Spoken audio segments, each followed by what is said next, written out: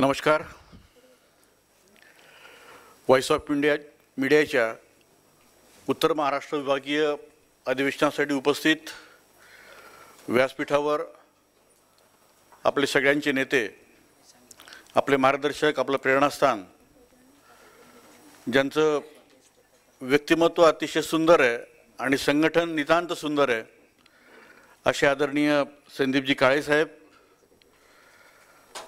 आज आपल्या सगळ्यांना मार्गदर्शन करण्यासाठी या ठिकाणी आवर्जून उपस्थित असलेले, खास दिल्लीहून आलेले आदरणीय अशोकजी वानखेडे साहेब, राजकीय विश्लेषक म्हणून जनमनावर त्यांचा एक आगळा वेगळा ठसा आपण अनुभवतो आहोत.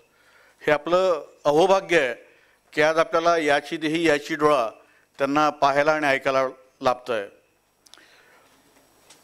आता आदरणीय संदीप काळे साहेब हे आपल्या सगळ्यांच्या मनावर राज्य करणारे एक अनभिषिक्त सम्राट आहेत. रंगरूप परमेश्वराने तसंच दिलेलं आहे. त्यांच्या बाजूला तिकडे जे आहेत ते आपले प्रदेशाध्यक्ष आहेत, आदरणीय अनिलजी मस्के साहेब. रंगरूप सेनापतीसारखं आहे. असं वाटतं की बस बिलकुल लढायला तयार आहेत एकदम. आपल्याला नेहमीसाठी त्यांचं ज्या पद्धतीने मार्गदर्शन लाभतं त्याचं मी शब्दात वर्णन करू शकत नाही. त्यांच्या बाजूला जे बसलेत ते आहेत अजितदादा कुंकुलोळ. अजितदादा या नावालाच इतके पैलू आणि इतके वलय आहेत, त्याची इतके आयाम वेगवेगळे आहेत की त्याची अनुभूती आपल्याला या अजितदादांच्या निमित्ताने नेहमी पाहायला मिळते. काही नावाचा एक खास ठसा असतो, तो अजितदादांचाही आहे, पण त्यांचा ठसा फक्त नावापुरता मर्यादित नाही आहे, तर तो कामावर देखील प्रतीत होतो. आणि ते जे एकदम शेवटी आहेत ना, तुम्ही का असतात मला काही कळायला मार्ग नाही ना. जे जे असतात सगळ्यांना पाहून घ्या एकदा तुम्ही.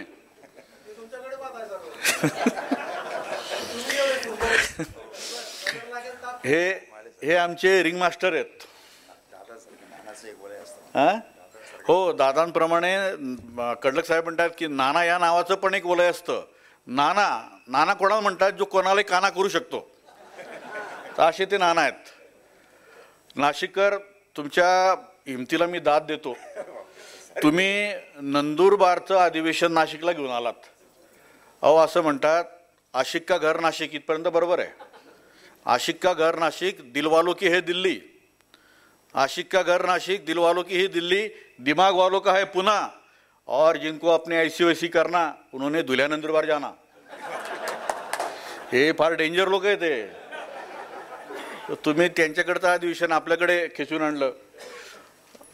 आपल्या गुजरातचे प्रदेशाध्यक्ष आदरणीय दोशी साहेब, उपस्थित पत्रकार आणि पत्रकारिता या क्षेत्रामध्ये स्वतःला झोकून देऊन काम करणारे आपण सर्व मान्यवर बंधू भगिनी. खरं म्हणजे मला कल्पना नव्हती की मला प्रास्ताविक करावं लागेल. सगळ्यांना माहिती की मी 3-4 दिवसापासून खूप आजारी होतो. ही माझ्या बाजूला जी गोड मुलगी उभी आहे, ही सकाळी ज्यावेळेला रूममध्ये आली तर मला असं वाटतं काहीतरी गोड निरोप असेल, पण तिने सांगितलं सर तुम्हाला प्रास्ताविक करायचं आहे, आणि तोही आदेश नानांचा आहे, त्याच्यामुळे नाईलाज झाला. मी जे काही तोडकं मोडकं बोलेल कृपया आपण गोड मानून घ्या. हे सगळे जे आहेत ना, आपण एक गाणं ऐकलं असेल, वेडात मराठे वीर दौडले सात. हे सगळे तसे वेडे आहेत. पण एक लक्षात ठेवा, काहीतरी करण्यासाठी खूप झपाटावं लागतं, खूप वेडं व्हावं लागतं, आणि मग या वेड्या लोकांचा इतिहास नंतर मग शहाणे लोक वाचतात. आज काळेसाहेबांचं आणि त्यांच्यासोबत काम करणाऱ्यांची तीच अवस्था आहे. मला कळत नाही की एक असं क्षेत्र, हा जो चौथा खांब आहे, हा खरोखर खिळखिळा होत चालला आहे. याच्या पापुद्रे निघत चालले आहेत, डिलप्या निघत चाललेल्या आहेत. हा केव्हा कोसळेल माहीत नाही. अशी चर्चा सुरू असताना, अशी थोडीफार परिस्थिती देखील असताना, काळेसाहेबांना एक सुखवस्तू जीवन सोडून का या फील्डमध्ये यावं लागलं हे तर मला आजपर्यंत कळलं नाही. ज्या माणसाने 70 पुस्तकं लिहिलेली आहेत असा माणूस हुशार असतो असं समजायला हरकत नाही. पण तरी देखील त्यांनी हा वेडापणा का केला हेही समजायला मार्ग नाही. परंतु इतिहास साक्षी राहील. त्यांचा हा वेडापणा इतिहासामध्ये ज्या वेळेला सुवर्णाक्षरांनी लिहिला जाईल लिखाण सुरू झालेलं आहे, लिहायला इतिहास रचायला सुरुवात झालेली आहे.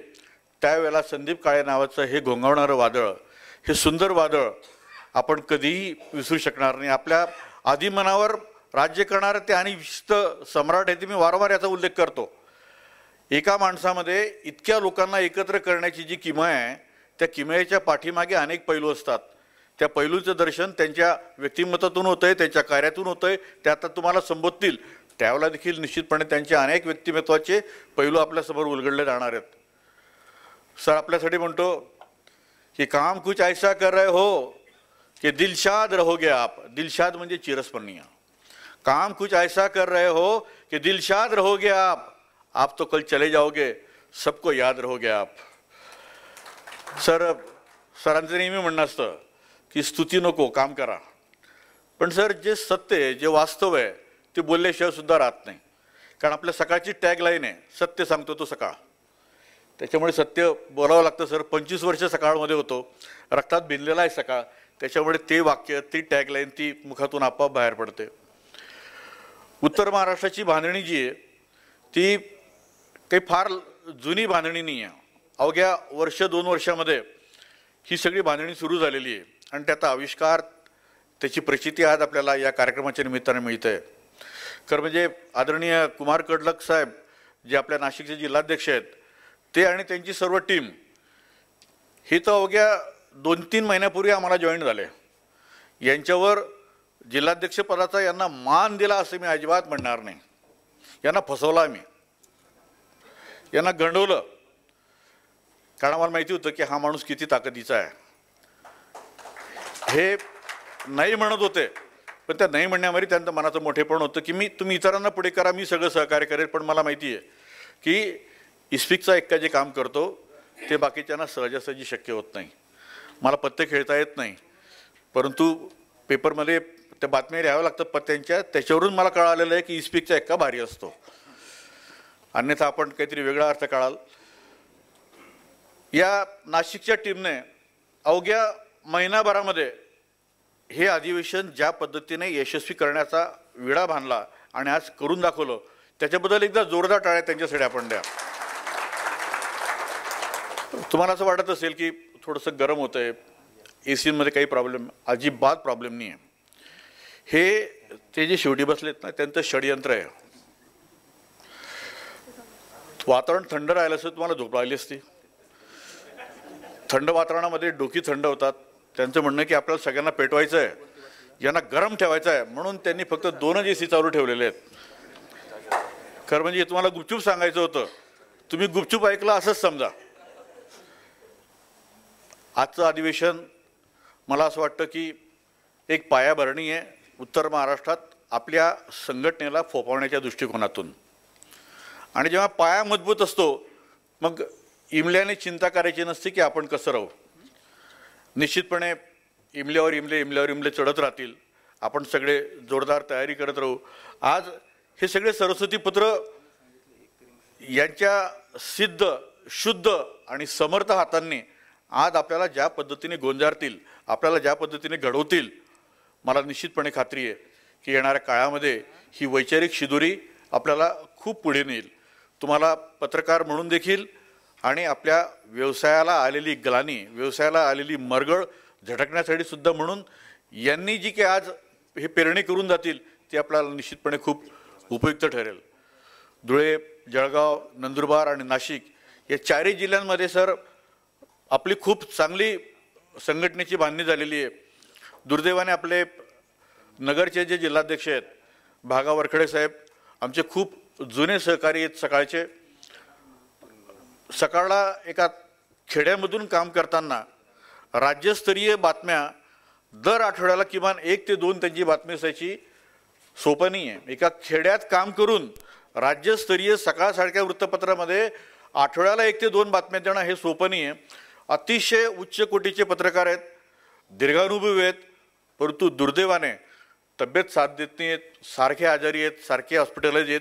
त्याच्यामुळे थोडंसं नगर जिल्ह्यामध्ये आपल्याला अभिप्रेत असलेलं, आपल्याला अपेक्षित असलेलं संघटन आपण बांधू शकलो नाहीत. येणाऱ्या लवकरच काळामध्ये नाना कडलक साहेब आम्ही सगळे आता एक 2-3 दिवस नगरला जाऊन बसतो आहोत आणि नगर जिल्ह्याची संपूर्ण बांधणी जी आहे त्याचं शफलिंग रिशफलिंग जे काही करायचं ते करून लवकरच आपल्याप्रमाणे देखील नगर जिल्ह्यामध्ये एक चांगलं आणि मोठं काम कसं उभं राहील याच्यासाठी आम्ही प्रयत्न करणार आहोत. व्हॉइस ऑफ मीडिया काय आहे याच्याविषयी आता आपल्याला नव्याने सांगण्याची गरज नाही. मान्यवर आणखीन आपल्याला विस्तृतपणे सांगतील आपण काय केलं आहे, काय करणार आहोत, काय करत आहोत याच्याविषयी ते आपल्याला सांगतीलच आणि त्याची आपल्याला बऱ्यापैकी माहिती आहे. सगळ्यांना पुन्हा एकदा विनंती करतो, या संघटनेमध्ये आपली शुचिरभूतता जी आहे ते सगळ्यात मोठं प्रमाण आहे. संघटनेचं एक आगळं वेगळं नाव तयार झालेलं आहे. या नावाची गरिमा दिवसेंदिवस कशी उंचावेल याचा आपण सगळ्यांनी विचार करायचा आहे. आपण आपल्यासाठी, आपल्या कुटुंबासाठी आणि आपल्या क्षेत्रासाठी आपल्याला जमेल तेवढं योगदान द्यायचं आहे. आपली संघटना ही इतर संघटनांपेक्षा सर्वार्थाने वेगळी कशी ठरेल याच्यासाठी आपण सगळ्यांनी प्रयत्न करायचा आहे. आपले सगळे मान्यवर जे आहेत ते ज्या प्रमाणात झटत आहेत त्याच्या काही अंशी जरी आपण प्रयत्न केलं तरी अशक्य नाही आहे. मी परमेश्वराला प्रार्थना करतो की त्यासाठी आपल्याला उदंड ऊर्जा मिळो, आपल्या सगळ्यांना उत्तम आरोग्य मिळो, आपल्या सगळ्यांच्या मुलाबाळांचं उत्तम आणि उज्ज्वल भवितव्य राहो ही मी आपल्याला विनंती करतो. रमाकांत पाटील आणि भूषण आयरे यांनी कृपया पुढे यायचं आहे.